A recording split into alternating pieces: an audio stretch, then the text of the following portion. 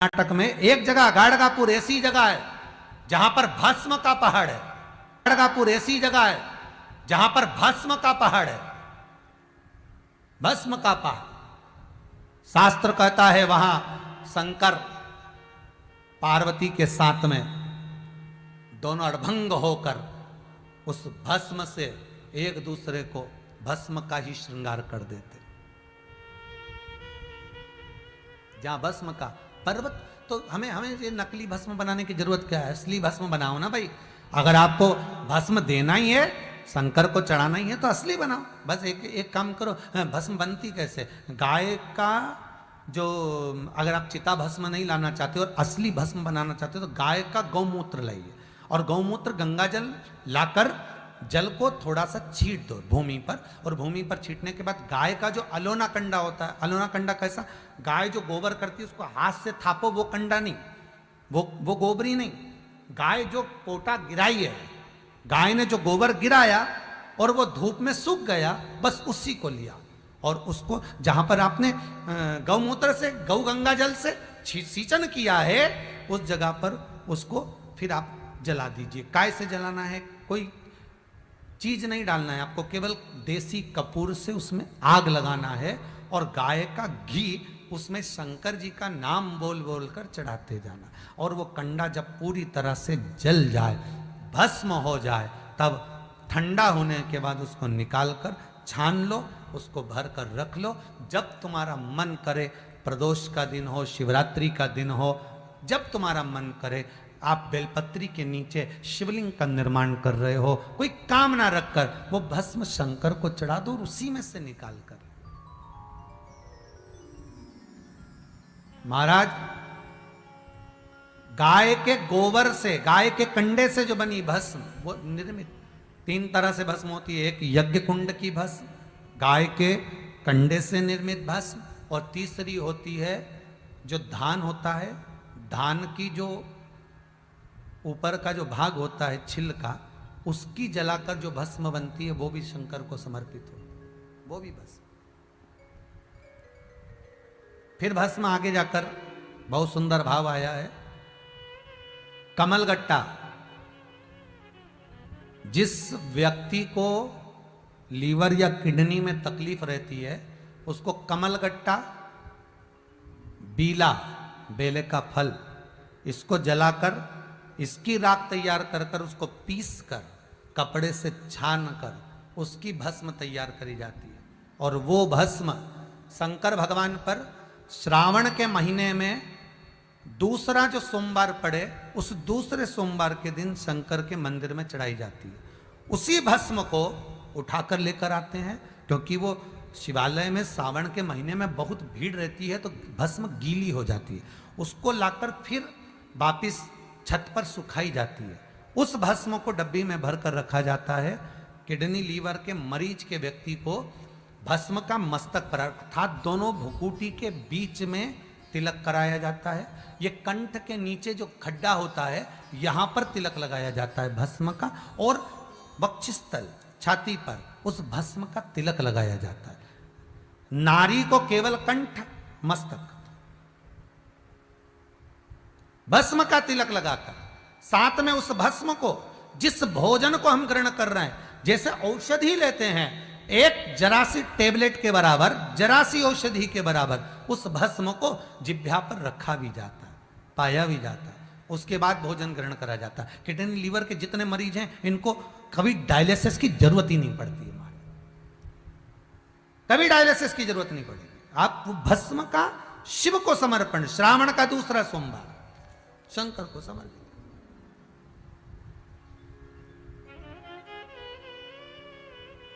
चढ़ती है तो कहा शिवरात्रि के दिन, मूल जो शिवरात्रि होती है, उस दिन मोती को जलाकर उसकी भस्म तैयार करी जाती है। वो भस्म थोड़ी सी तैयार कर कर शंकर के जो शिवलिंग का मूल बिंदु होता है, बिल्कुल केंद्र बिंदु, वहीं पर लगाई जाती है, वहीं पर चढ़ाई जाती है। और उस भस्म को 2-4 मिनट बाद शंकर का नाम लेकर श्री शिवाय नमस्तुभ्यम, ओम नमः शिवाय, महामृत्युंजय का स्मरण कर कर उसको वापस लाया जाता है। जो व्यक्ति पैसा नहीं दे रहा, पैसा अटक गया, पैसा नहीं दे रहा हो, या कोई माल गया था, माल का धन नहीं आ रहा हो, या कोई चीज अटक गई, वो दे नहीं रहा, तो उस भस्म को मस्तक पर लगाकर उस व्यक्ति से हाथ मिलाया जाता है या उस व्यक्ति से बात करी जाती है। वो भस्म इतनी पावर की होती है कि काल भैरव को जैसे भगवान शंकर ने ब्रह्मा का सिर काटने भेजा था, वो भस्म आपके मस्तक से आपका धन खींच कर लाती, आपकी संपदा खींच कर लाती। वो मोती की भस्म होती, वो मोती की भस्म, वो भस्म कोई साधारण।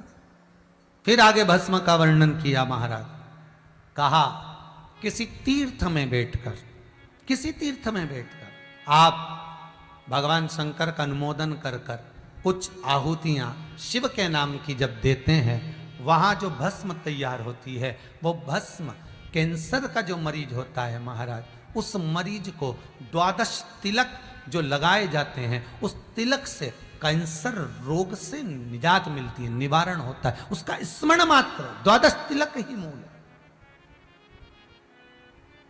12 तिलक। ये भस्म साधारण का महाराज 3 जगह पर भस्म को जरूर लगाएं। भगवान विष्णु देव ऋषि नारद से कह रहे हैं 3 जगह। पहला मस्तक, भुकुटियों के बीच में आज्ञा चक्र होता है, यहां पर जब भस्म का तिलक लगाया जाता है तो व्यक्ति कभी धोखा नहीं खा सकता, कभी भटक नहीं सकता, मार्ग निश्चित कर लेता है। आज्ञा चक्र, गले के नीचे जो खड्डा होता है उस जगह पर विशुद्धि चक्र होता है। शिव महापुराण की कथा करिए, यहां विशुद्धि चक्र है। शरीर को फाड़ोगे तो कोई चक्र नहीं मिलना, पर केंद्र बिंदु विशुद्धि चक्र का होता है। यहां पर जो भस्म लगाई जाती है, अगर मान लो हमें कोई औषधि की जगह विष भी दे दे तो वो अमृत बन जाता है। तो यहां विशुद्धि चक्र जहां भस्म लगे। तीसरा, वक्षस्थल, जहां पर अनाहत चक्र होता है। यह चक्र कैसा चक्र है, अगर कोई व्यक्ति आपसे नफरत करता है, कोई व्यक्ति आपके लिए अपशब्द कहता है, कोई व्यक्ति आपसे नफरत करता है, अनाहत चक्र पर त्रिपुंड लगाकर, अनाहत चक्र पर भस्म रमाकर अगर आप उससे 2 या 3 बार मिल लीजिए, कितना भी विरोधी होगा वो आपके पक्ष में आ जाएगा। पर भस्म कहां की होना चाहिए? किसी तीर्थ में जो आपने आहुतियां दी, यज्ञ करा, उसकी भस्म। अनाहत चक्र, 3 चक्र हैं, आज्ञा चक्र, विशुद्धि चक्र, अनाहत चक्र।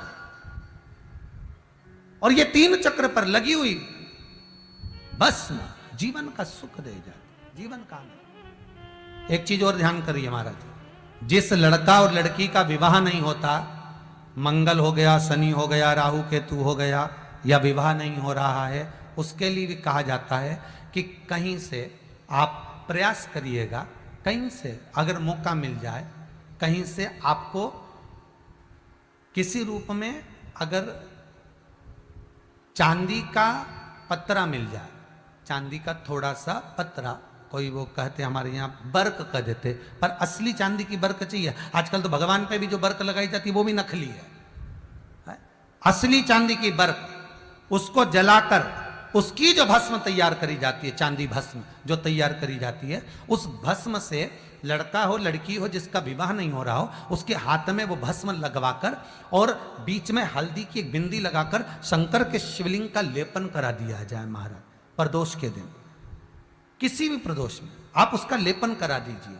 3 से 3.5 महीना रुकिए, 3.5 महीने के अंदर उसका विवाह संबंध पक्का हो जाएगा। भले मंगल हो, राहु हो, केतु हो, शनि हो, कुछ भी, उस भस्म का ये प्रमाण।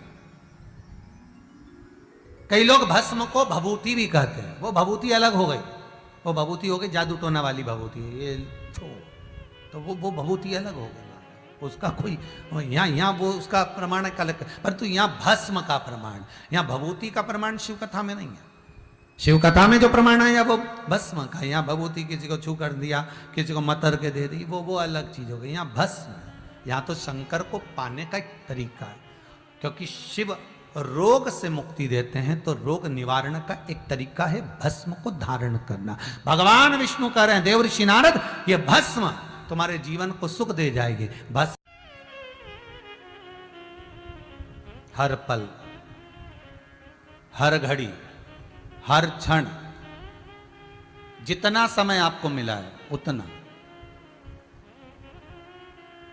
जितना पल आपको मिला है उतना आप शिव को समर्पित कर चलिए।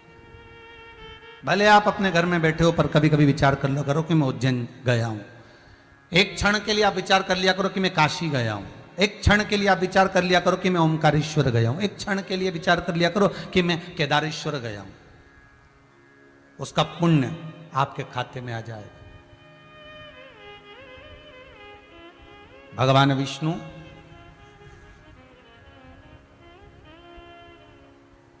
देवऋषि नारद से कह रहे हैं, नारद तुमने गलती करी है कि तुम रुद्राक्ष का अपमान कर कर मेरे पास में आए हो।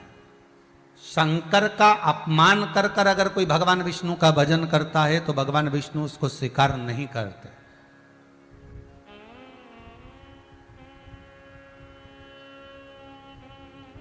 बैंकों में जो लोग लोन लेते हैं ना, जितने लोग लोन लेते हैं, तो इनको मालूम होगा आपकी फाइल पूरे भारत की भूमि पर, पूरे मध्य प्रदेश हो, चाहे जिस प्रदेश में आप रहते हो, जिस जगह पर आप रहते हो, अगर किसी भी बैंक से आपने लोन ले रखा है और वो लोन आपने नहीं चुकाया, आप नहीं दे पाए, तो फिर वापिस आपको लोन मिलेगा क्या? किसी भी बैंक से।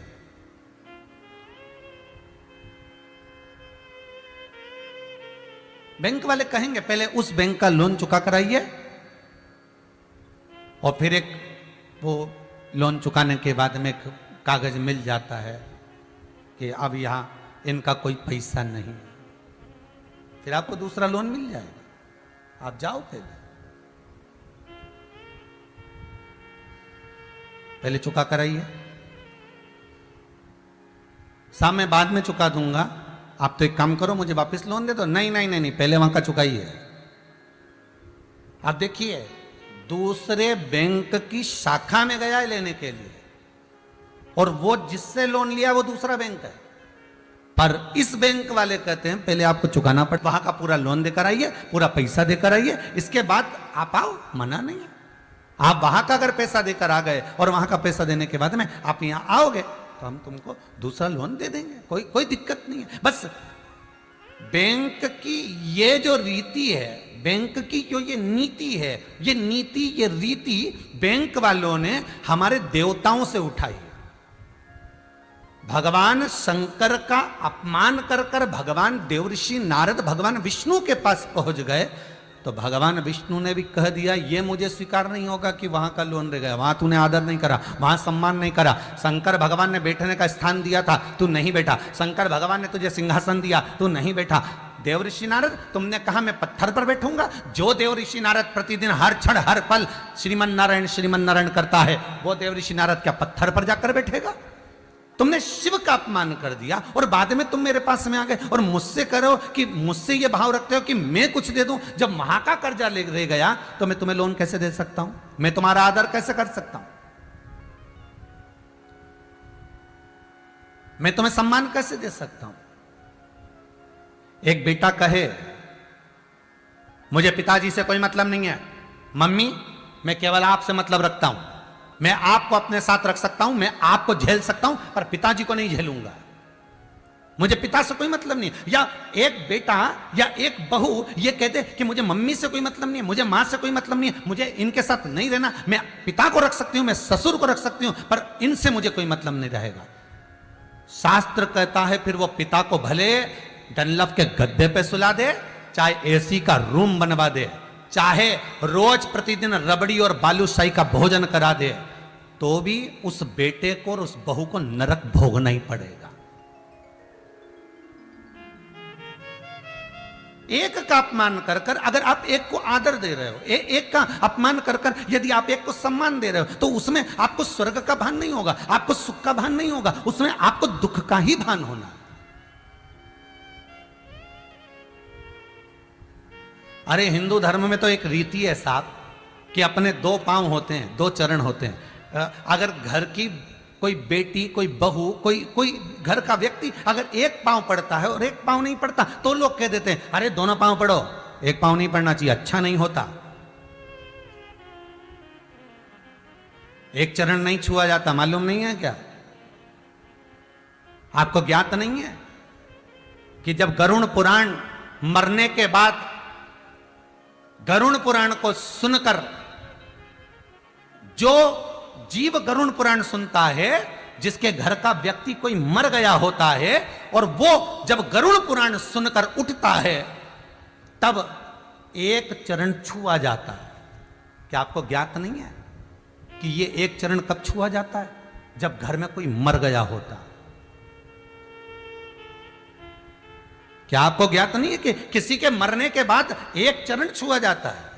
तो फिर तुमने एक चरण कैसे छू लिया? तो यहां तो हिंदू धर्म या शास्त्र कहता है कि एक चरण छुआ ही नहीं जाता। अगर बहू प्रणाम करे तो सास के दोनों चरणों को, हमारे यहां तो पहले मारवाड़ियों में रीति रही है कि पल्लू का एक सिरा एक पांव पे रखा जाता था, दूसरे पांव को हृदय से छुआ जाता था। अर्थात एक हाथ तो एक पांव से उठता नहीं था और दूसरे पांव को स्मरण किया जाता था। यहां तक हमारे यहां रीति रही कि घुटने से लेकर जो बहुएं रहती थी वो सास के चरण जब छूती थी तो घुटने से लेकर पंजे तक चरण का स्मरण रहता था।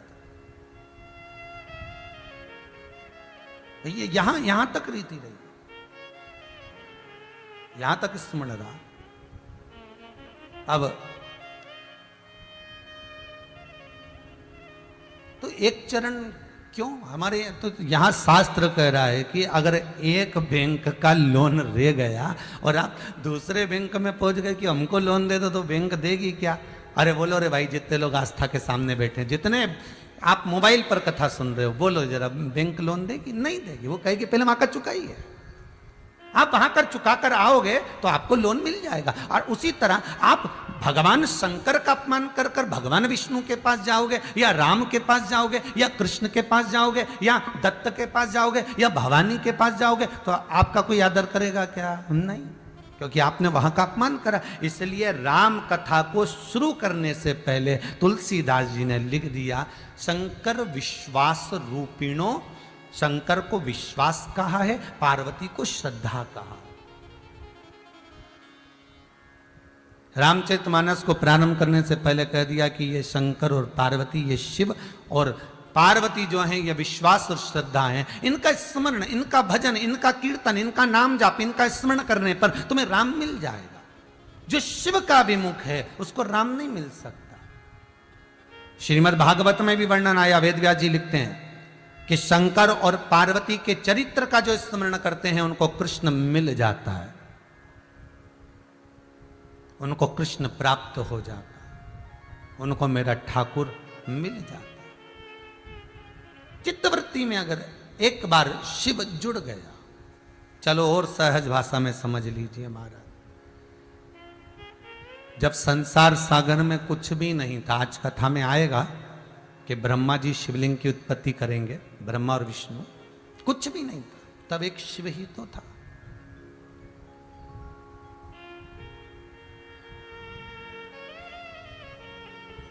केवल एक शिव, केवल एक शंकर।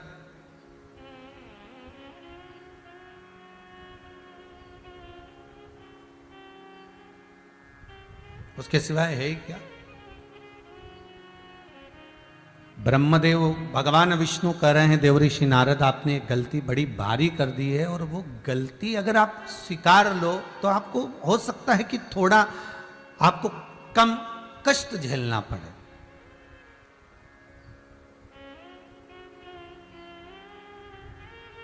हो सकता है आप कम कष्ट झेलें उस गलती को अगर आप स्वीकार ले। पर नारद जी गलती नहीं स्वीकारते, संसार की रीति यही है, पूरे संसार की यही रीत है। गलती कोई स्वीकारने को तैयार नहीं कि साहब मेरे से गलती हो गई, मैंने ये गलत काम कर दिया, साहब मैंने ये गलत कर दिया, साहब मैंने ये गलत कर दिया। कोई स्वीकारते ही नहीं है। बस उस गलती में भी अच्छा ही स्वीकारने का, मैंने जो करा वो अच्छा करा, पर वो गलत करा तो मैंने नहीं करा। ये तो साहब मैं काहे को स्वीकार करूं कि मैंने करवाया? नहीं, मैंने करा ही नहीं, गलती कोई नहीं स्वीकार।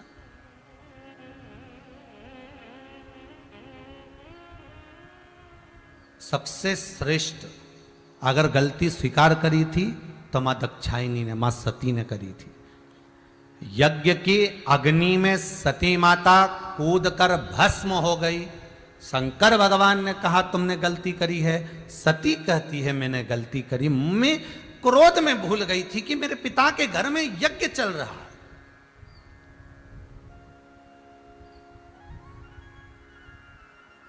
मेरे पिता के घर में एक हवन हो रहा है, एक यज्ञ चल रहा है, और उस यज्ञ की अग्नि में मुझे नहीं कूदना था, मुझसे गलती हो गई और वो गलती मैं स्वीकार करती हूं।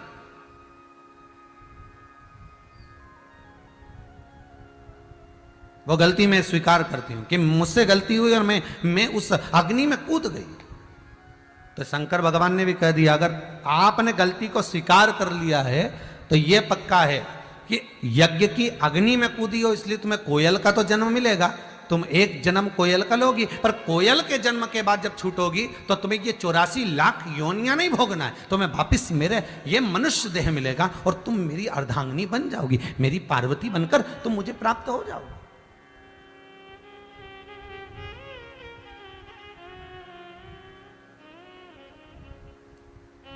गलती तो एक ने स्वीकार करी थी और वो है मां दक्षायनी। देवऋषि नारद को बार बार कहा कि आप गलती स्वीकार करिए, आप स्वीकार करो। होता है एक बार एक संत निकल कर जा रहे थे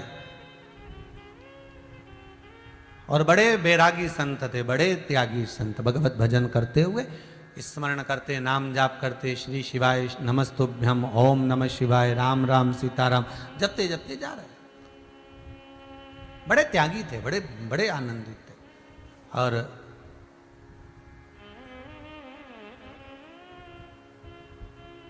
एक जगह पर वो चतुर्मास करने के लिए 4 महीना रुके।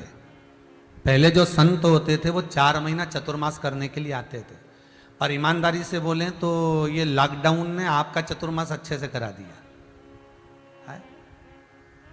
पिछली बार भी लॉकडाउन ने चतुर्मास करा दिया था। घर बैठकर 3 महीना, 2 महीना, 4 महीना खूब डट के कथा, सत्संग, प्रवचन, भजन, कीर्तन और घर में ही रहकर भोजन। ना होटल, ना पार्टी, ना शादी, ना ब्याह, ना फैशन, ना डिजाइन, ना कपड़े, कोई डिजाइन नहीं, बस कथा, भजन, खाना पीना और भगवत भजन करके विश्राम करना। ये तुम्हारा चतुर्मास हो गया था। और अब की बार भी हो गया। चतुर्मास नहीं हुआ तो 1-2 महीने का तो हो ही गया। और बाबा से विनती है, बाबा ये ऑनलाइन कथा तीसरी चल रही है और ऐसी कृपा कर दो कि धीरे धीरे धीरे धीरे ये कोरोना महामारी समाप्त होती चली जाए, ये वायरस समाप्त होता चले जाए और मेरा राष्ट्र, मेरा भारत और यह विश्व फिर आनंद में, एक पिंजरे में कैद चिड़िया और एक उड़ती हुई चिड़िया का जो आनंद है वो इस भारत की भूमि को फिर प्राप्त हो, कि वो फिर उड़े। मेरा ये भारत, मेरा ये विश्व फिर अग्रण्य हो, फिर आगे बढ़े। और आपसे निवेदन है, टूटना नहीं, हारना नहीं। ये मत विचार करना कि अभी फैक्ट्री बंद पड़ी हुई है, अभी दुकानें बंद पड़ी हुई है, अभी मेरी व्यापार बंद पड़ा हुआ है, अभी मेरा काम नहीं चल रहा है। रोना मती, बिलखना मती।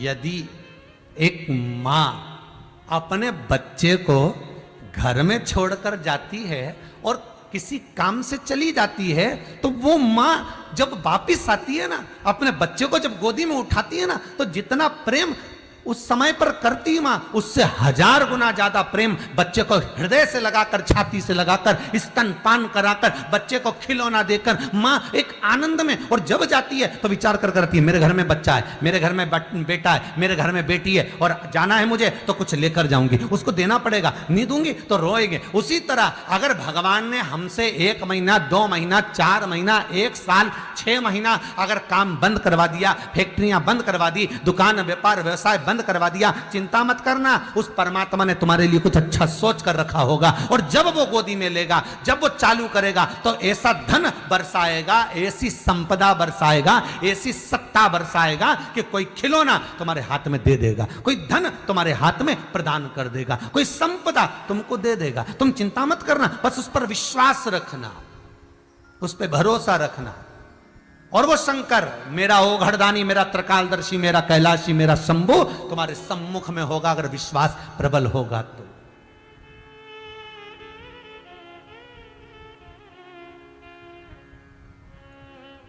उसका विश्वास पूर्ण। तो एक संत चतुर्मास करने रुके, तो चतुर्मास करते थे तो वो भोजन जो बचता था बनाने के बाद में, तो रोटी बाहर डाल देते, कुत्ता खा लेता।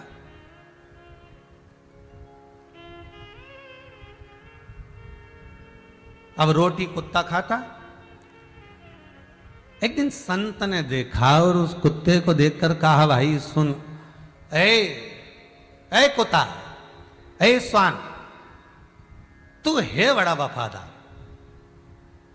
बहुत वफादार है। मैं देख रहा हूं 4 महीने से तू यहीं पर पड़ा हुआ है, कोई जाता है तो भोगता, रात्रि को भोगता, और तू है बड़ा वफादार, पर तुझमें 3 गलतियां हैं। कौन बोला? संत बोला, साधु बोला। एक कुत्ता, ए स्वान, तुझमें 3 गलतियां। पहली, जब तू बाथरूम करता है तो दीवार पर करता है, भूमि पर नहीं करता।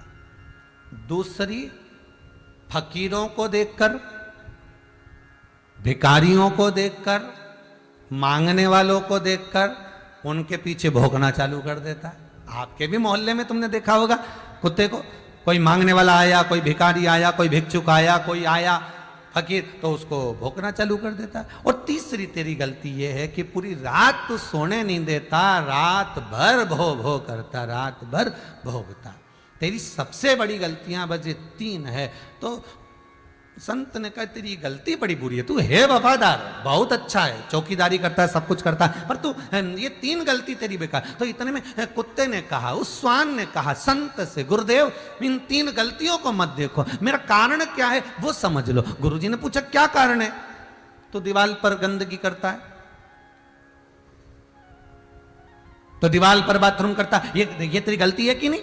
वो कुत्ता बोलता है, मैं भूमि पर इसलिए नहीं करता कि ना जाने इस भूमि पर कौन साधु, कौन सन्यासी, कौन तपस्वी, कौन साधक, कौन उपासक आसन बिछाकर भगवान का भजन करता होगा, इसलिए मैं भूमि पर गंदगी नहीं करता, इसलिए मैं भूमि पर गंदगी नहीं करता। दूसरा, आप कहते हो कि मैं भिखारियों पर, फकीरों पर, मांगने वालों पर भोगता हूं, उसका कारण यह है, मैं इसलिए भोगता हूं कि उस परमात्मा को छोड़कर तुम दुनिया से क्यों मांग रहे हो?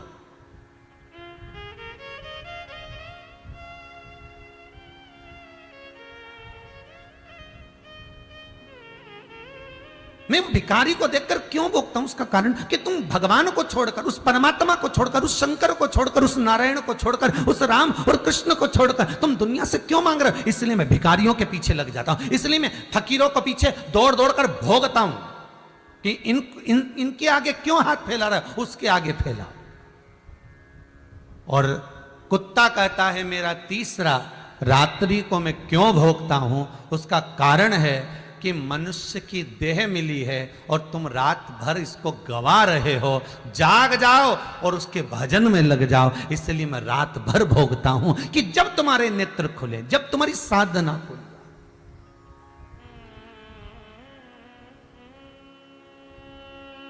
रात भर भगवान का भजन करते ब्रह्म मुहूर्त तक, फिर ब्रह्म मुहूर्त में स्नान आदि करने के बाद थोड़ा सा विश्राम कर लेते, फिर जाकर फिर भजन कर लेते। प्रति 9 दिन तक एक ही क्रम।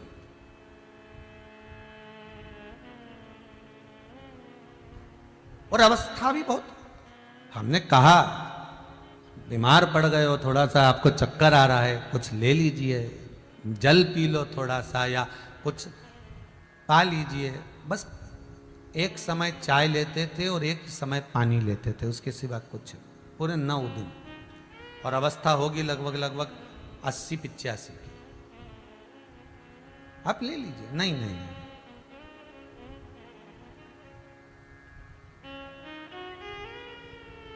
हम नहीं लेंगे। हमने, हमारा नियम है शुरू से, ठीक है। बाबा से विनती करी, बाबा अब आप ही कुछ कृपा कर सकते हैं। बाबा ने कृपा करी, कुछ बल आपके भजन का इतना हो जाता है कि परमात्मा स्वतः कृपा कर देता है। कुछ बल,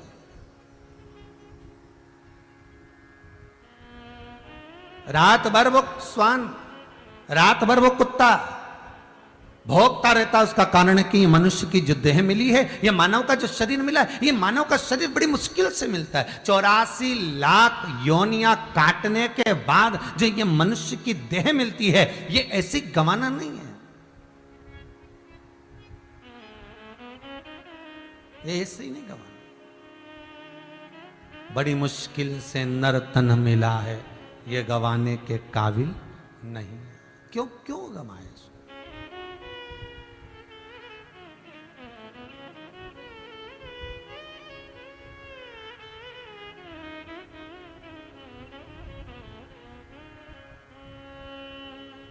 भगवान की भक्ति कि भज भोला भंडारी रे पगले, भज भोला भंडारी।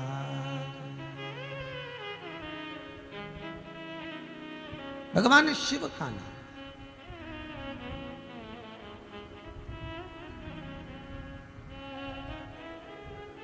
तन पिंजरे को छोड़ कहीं ना, तन पिंजरे को छोड़ कहीं ना, उड़ जाए ना प्राण परिंदा रे। भज भोला भंडारी रे पगले, भज भोला भंडारी। ये शिव का नाम, ये शंकर का अनुमोदन, ये शिव का स्मरण, उसमें रमे रहो।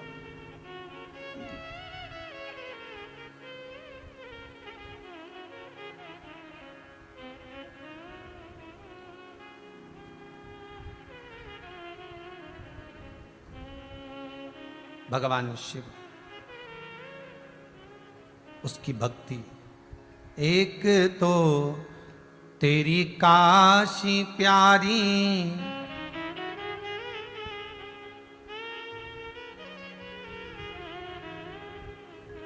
एक तो तेरी काशी प्यारी, दूसरी गंगा बहे। एक तो तेरी काशी प्यारी, दूसरी गंगा बहे, तीसरी गंगा की धारा दिल दीवाना हो गया।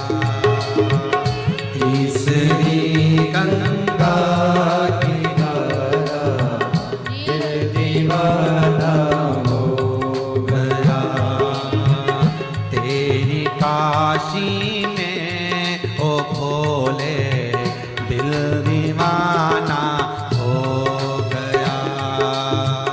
तेरी काशी में ओ भोले दिल दीवाना हो गया। तेरी काशी में ओ भोले दिल दीवाना हो गया। तेरी काशी में ओ भोले दिल दीवाना हो गया। मेरा दिल दीवाना हो गया, मेरा दिल दीवाना हो गया। दिल दीवाना हो गया, मेरा दिल दीवाना हो गया। दिल दीवाना हो गया, मेरा दिल दीवाना हो गया। दिल दीवाना हो गया, मेरा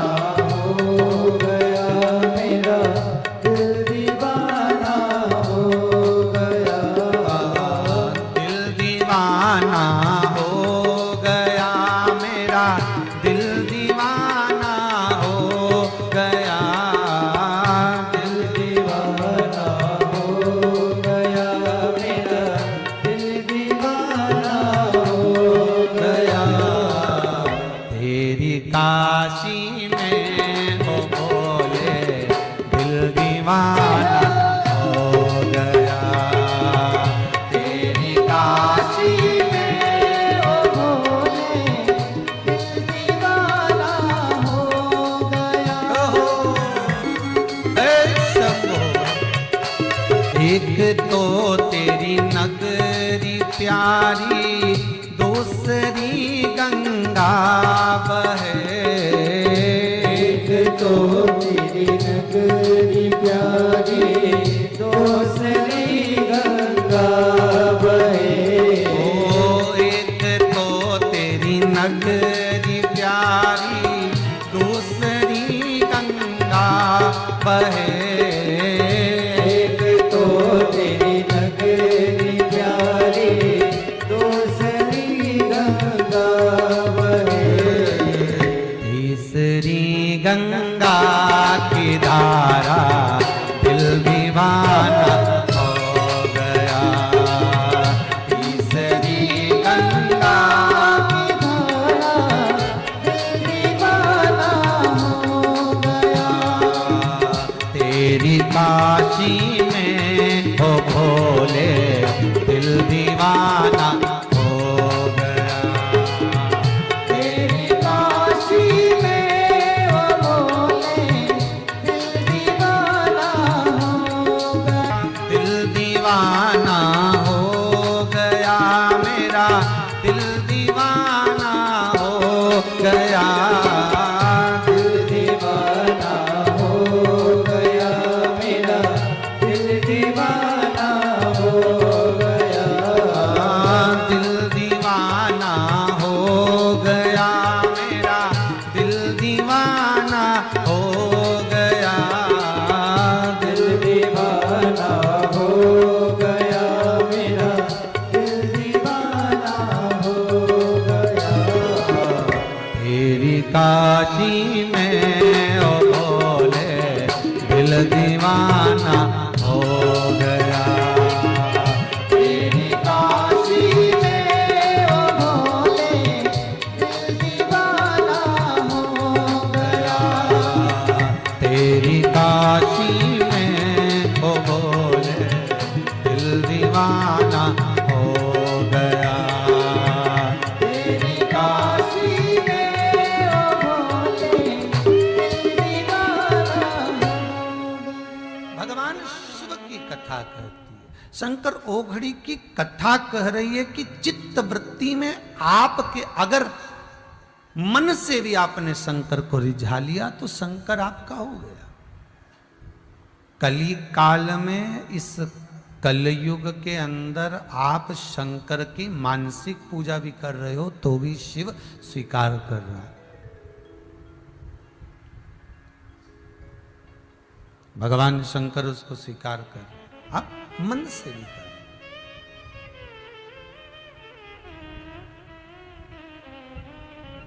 मनुष्य की देह मिली है, मानव का शरीर मिला है। संत से कुत्ता कह रहा है, श्वान कह रहा है कि आपको मैं रात भर जगाता हूं कि जाग जाओ। ये शरीर मिला है, बड़ी मुश्किल से मिला।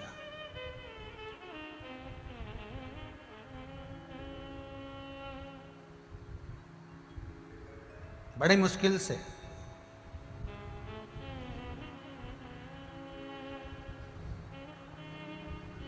बस पहचानने के नेत्र चाहिए। एक छोरे ने छोरी से कहा कि तू तो मेरे दिल में रहती, हृदय में रहती। छोरी तुरंत बोली, फालतू की बात मत कर, कैसी पगले जैसी बात करता है, मैं तो खुद सियोर में रहती हूं और तू कह रहा है कि दिल में रहती। नहीं, हृदय में रहती है तू मेरे। नहीं नहीं, मैं तो बड़ा बाजार में रहती हूं। कोई कहते मैं चरखा लाइन में रहता। तो ये हमारी सोच है कि हम कहां रह रहे हैं। हमारी चित्त वृत्ति परमात्मा के चरणों में रहना चाहिए। हमारी चित्त वृत्ति भगवान के चरणों में रहना चाहिए। नारद जी, आपने गलती कर दी और वो गलती बड़ी विचित्र है कि तुम शिव का अपमान करने के बाद में फिर मेरे पास में आए हो और मुझसे आशा रखते हो कि मैं आपका सम्मान करूं। जब एक बैंक का लोन रह गया है और दूसरी बैंक से तुम लोन लोगे तो कौन देगा।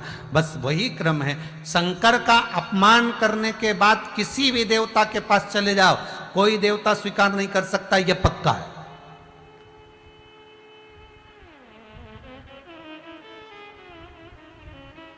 शिव का अपमान अगर कर दिया है उसके बाद तुम्हारा कहीं ठिकाना नहीं पड़ेगा। कहीं ठोर नहीं, कहीं ठिकाना नहीं।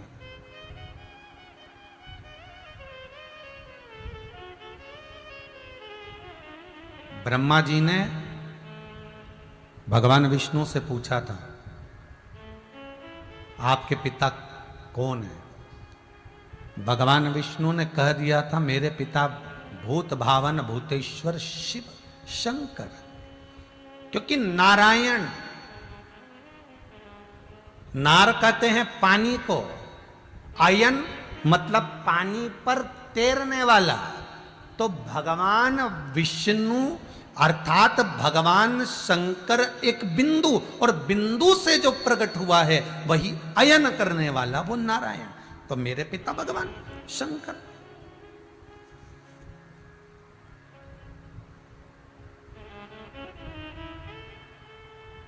ब्रह्मा जी ने कहा, शिव आपके पिता हैं? हाँ।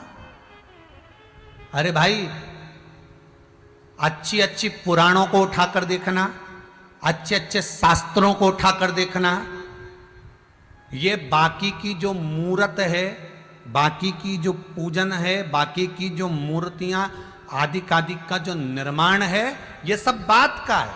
सबसे पहले तो केवल अगर भूमंडल पर, पृथ्वी पर अगर कोई प्रकटा था तो केवल एक शिवलिंग था। शास्त्र कहता है भगवान विष्णु को भी अगर प्रकट होना पड़ा तो लिंग रूप में प्रकट होना पड़ा था। अर्थात भगवान विष्णु भी शालिग्राम बनकर प्रकट थे, वो भी पिंडी की आकृति थी। मां भवानी जगदम्बा को भी अगर प्रकट होना पड़ा था, इनकी भी कोई मूर्ति नहीं थी। भगवान नारायण की कोई मूर्ति नहीं थी। अगर मां जगत जननी जगदम्बा भी कहीं प्रकटी थी तो वो भी एक लिंगायत आकृति में, वो भी एक पिंड की आकृति में। इसीलिए वैष्णो देवी में 3 पिंडियों का दर्शन होता है। तुम किसी भी देवी मंदिर में जाकर चले जाओ, कहीं पर भी जहां पर जा सकते हो वहां जाकर दर्शन करना। शंकर जी के अगर मां भवानी का दर्शन करोगे तो भी आप उसको पिंडी के रूप में ही दर्शन करोगे। उन्हीं के ऊपर सिंदूर चढ़ा है, उन्हीं का वस्त्र का श्रृंगार कर दिया, उन्हीं के नेत्र बना दिए। तुम्हारा मन पड़े जहां जाओ, चाहे मां हरसिद्धि का दर्शन कर लो, चाहे तुम मां आद्य शक्ति का दर्शन कर लो, चाहे विजासन का कर लो, तुम्हारी मर्जी पड़े जहां जाकर कर लो, वो भी एक शिला के रूप में मिलेगी, वो भी एक पिंडी के रूप में मिलेगी। भगवान विष्णु को भी देखोगे तो शालिग्राम के रूप में मिलेंगे। पहले ये मूर्ति नहीं थी, पहले ये कोई मूर्ति केवल एक, वो थी शिवलिंग। ब्रह्मा और विष्णु ने प्रकट करा था। ब्रह्मा जी बोले मुझे आपके पिता का दर्शन करना है, तो करो करो। सामने एक पर्वत था, उसको घुमाया, अग्नि का एक खंभ प्रकट हुआ, उस अग्नि के खंभ में से शिवलिंग प्रकट हो गया। और भगवान शंकर बोले भगवान नारायण और ब्रह्मदेव से, मैं नारायण का पिता। ब्रह्मा, क्या चाहते हो तुम? ब्रह्मा जी कहते हैं ये आकाशवाणी झूठी है। एक पिंडी की आकृति, एक शिवलिंग की आकृति, क्या इस नारायण के पिता हो सकते हैं? इन नारायण के पिता? विश्वास नहीं होता। जब एक बुजुर्ग मां बाप अपने बच्चों को ज्ञान देते हैं ना कि हमने भी अपनी जिंदगी में ऐसा ऐसा किया था, हमने भी ऐसा ऐसा करा था, तो आज के बच्चे मानेंगे क्या? बच्चे तो कह देंगे हाँ हाँ साहब हो, देखा। अरे तुमने देखा क्या है?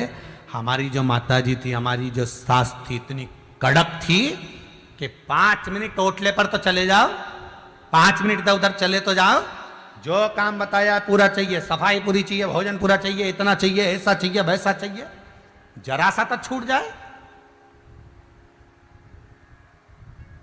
और आज के जमाने में तुम्हें जो सास मिली है वो कोई सास है? उल्टी बहू सास हो गई। तो आज के जमाने में अगर सास अपनी बहू को समझाए तो वो कहे हाँ हंसी खेल समझती। नहीं नहीं, ऐसा होता होगा क्या? ऐसा चलता होगा क्या? ऐसा होता हो? नहीं नहीं था।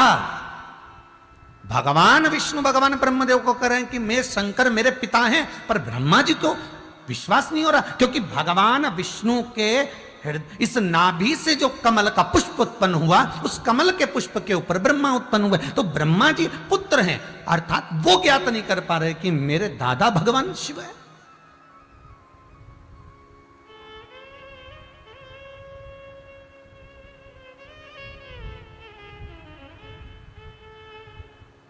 अरे भाई,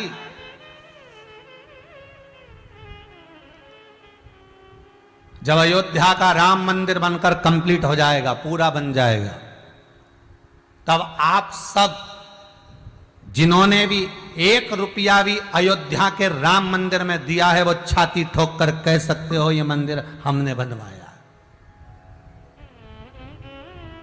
इसमें 1 ईंट हमारी लगी है, इसमें 1 रुपया हमारा लगा है, अर्थात आपने बनवाया। ये कुबेरेश्वर धाम, ये कुबेरेश्वर धाम आज हैं, हम ना होंगे, आप हैं ना होंगे, पर आप अपने बच्चों से तो कह सकते हो कि यहां जो गौशाला बनी उसमें हमारा रुपया लगा है, यहां जो वृद्धाश्रम बना उसमें हमारा धन लगा है, यहां जो कुबेर भंडारी का जो मंदिर बन रहा है उसमें भगवान शिव के मंदिर में 1 रुपया हमारा। अर्थात आपको यह भान होना चाहिए कि यह आपने निर्मित करवाया।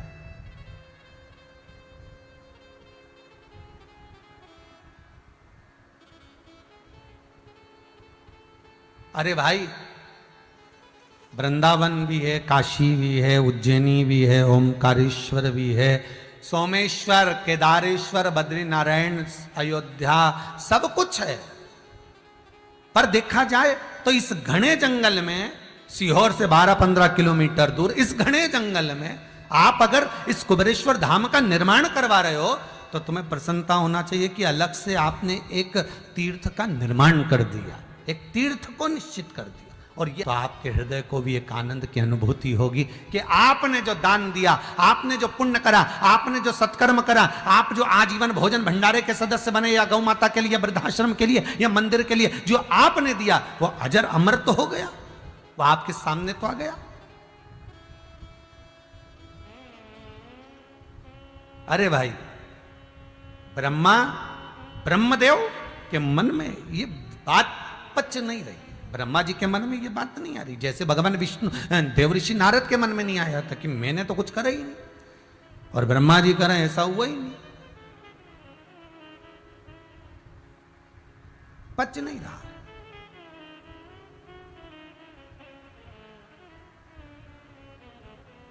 भ्रमित हो रहा है,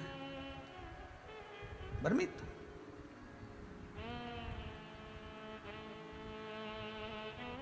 भाई, क्या चाहते हो, क्या चाहते हो? ब्रह्मा जी बोले ये जानना चाहता हूं कि शिवलिंग का सिर कहां है और शिवलिंग का चरण कहां है, मुझे वो ज्ञात करना है। हे कहां गए? ब्रह्मा आकाश में, भगवान विष्णु पताल में। भगवान को तो मालूम था कि माता पिता का चरण जानना बहुत कठिन है। एक माता पिता के हृदय में क्या चल रहा है जिंदगी भर बच्चे नहीं जान सकते। बड़े